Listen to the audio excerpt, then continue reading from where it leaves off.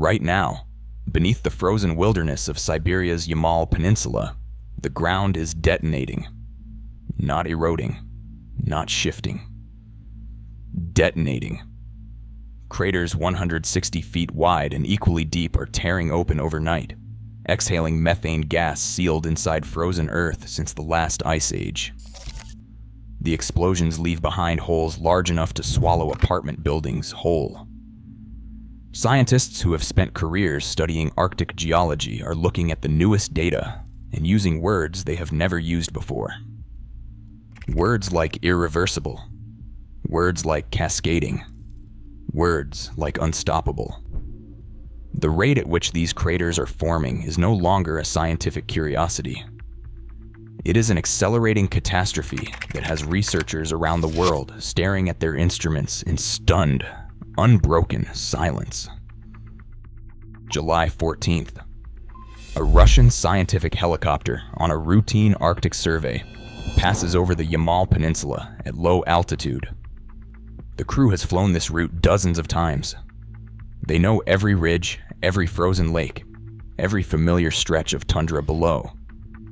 But at 11:23 in the morning, the lead researcher grabs the pilot's shoulder and points down. Where there was solid ground on the previous survey, there is now a crater. A perfect, violent circle punched into the earth, its walls dropping 160 feet straight down into darkness. The edges are scorched outward in every direction. Frozen soil blasted hundreds of feet across the surrounding tundra, like shrapnel from a battlefield detonation. Dr. Andrei Plekhanov of the Russian Scientific Center for Arctic Research radios the coordinates back to base with a voice that colleagues later describe as completely flat, stripped of all inflection. The voice of a scientist who has just seen something that rewrites everything he thought he knew.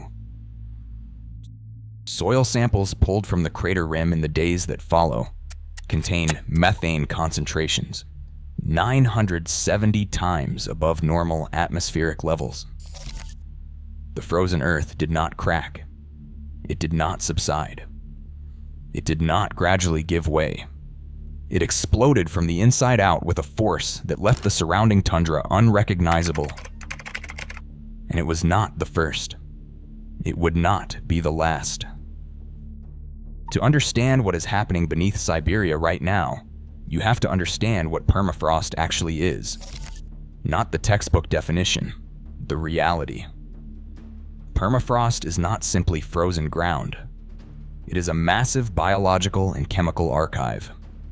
A layer of Earth stretching across 5 million square miles of the northern hemisphere, reaching depths of 1,000 feet or more in places that have not thawed since woolly mammoths walked across them.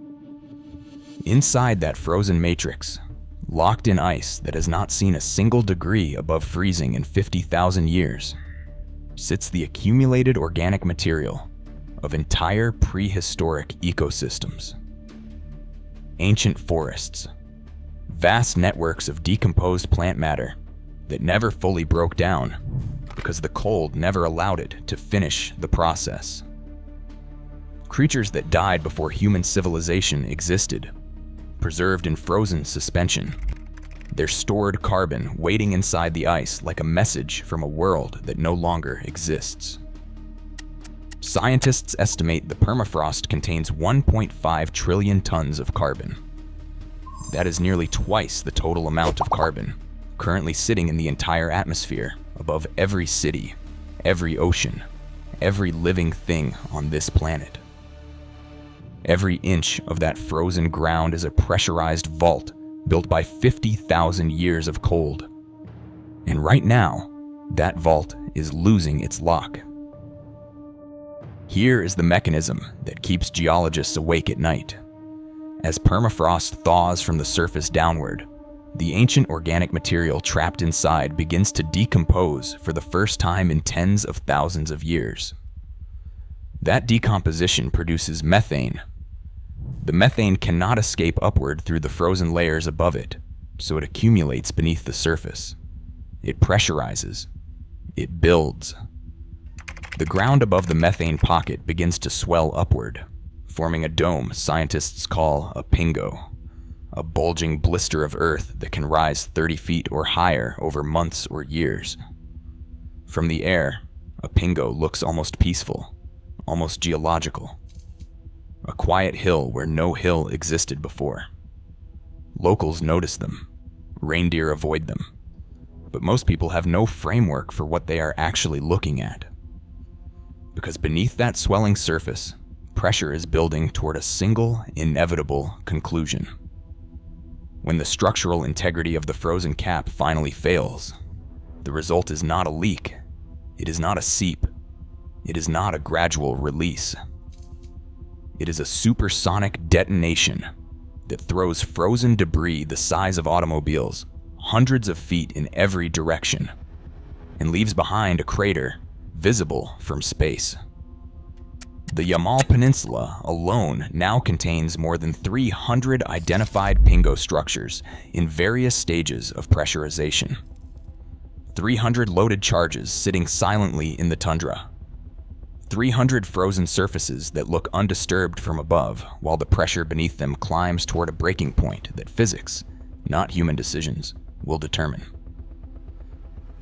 For the first decade after the initial Yamal crater was documented in 2014, scientists treated these events as extreme geological oddities. Rare, isolated, scientifically fascinating, but fundamentally manageable anomalies at the edge of the known world. That framework is now completely destroyed. In 1990, researchers documented fewer than 40 thermokarst craters across the entire Siberian Arctic. By 2015, that number had climbed into the hundreds. Current satellite analysis now identifies over 7,000 distinct crater and collapse features spreading across the Siberian, Alaskan, and Canadian permafrost zones. 7,000. The geographic spread defies every predictive model used to anticipate where and how often these events would occur. Dr. Nikita Zimov of the Northeast Science Station in Chersky presents the updated frequency data with words that no scientist uses casually. We are no longer observing isolated geological events, he says. We are observing the beginning of a system-wide structural failure across the entire Arctic. A failure unfolding across a zone larger than the continental United States. And the system has never failed before in recorded human history. What makes the crater acceleration genuinely terrifying is not the craters themselves. It is what each one triggers next. Every explosion vents methane directly into the atmosphere above it. Methane is a greenhouse gas 80 times more potent than carbon dioxide over a 20-year period. That atmospheric methane traps additional heat radiating from the Earth's surface.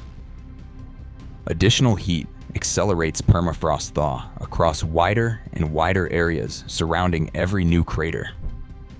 Wider thaw produces more decomposition, more methane pressure building beneath more pingos, more detonations, more craters. The output of each explosion directly increases the precise conditions required to generate the next one.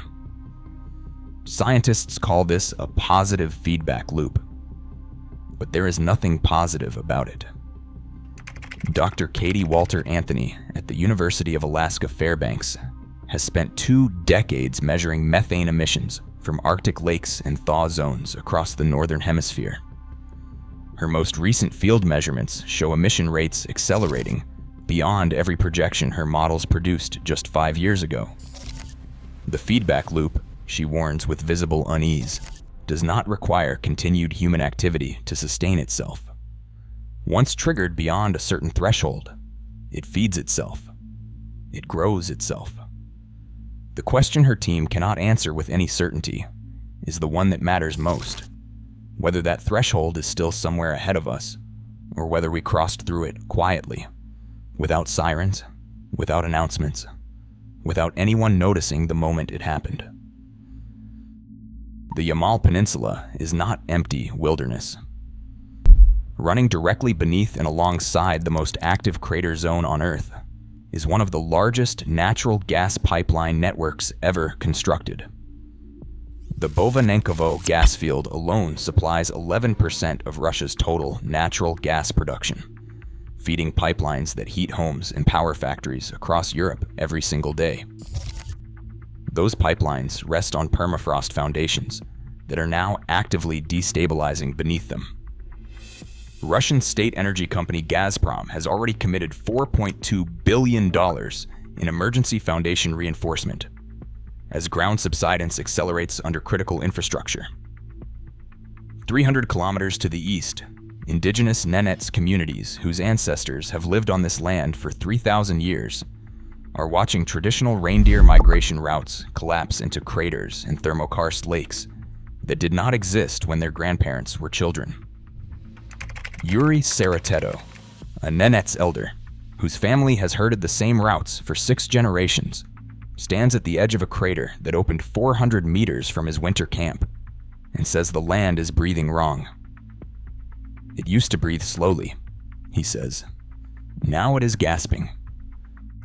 Scientists studying the permafrost carbon feedback are no longer asking whether the process has begun. It has begun. The data is beyond dispute.